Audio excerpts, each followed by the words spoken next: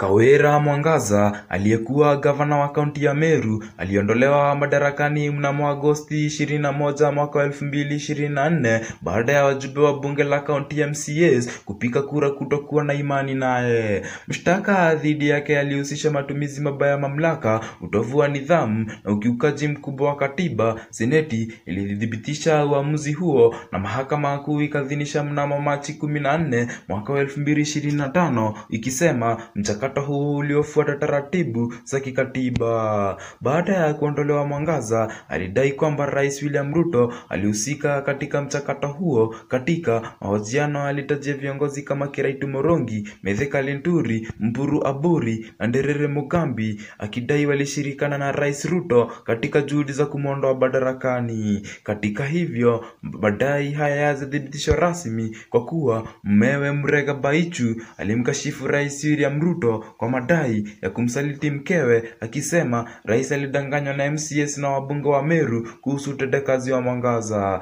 Alimtaka rais amsikilize maoni ya wananchi wa Meru badala ya viongozi hao. Kufuatia kuondolewa kwake, Mwangaza alihama chama cha UDA na kuzindua chama kipya cha kisiasa katika kaunti ya Meru, hatua inayosafirishwa kama jaribio la kujijenga upya kisiasa. Kwa sasa, naibu wa gavana wa zamani Isaac Mutuma Muthiga ameapishwa kama gavana mpya wa Meru, akichukua nafasi ya Mwangaza baada ya uamuzi wa mahakama.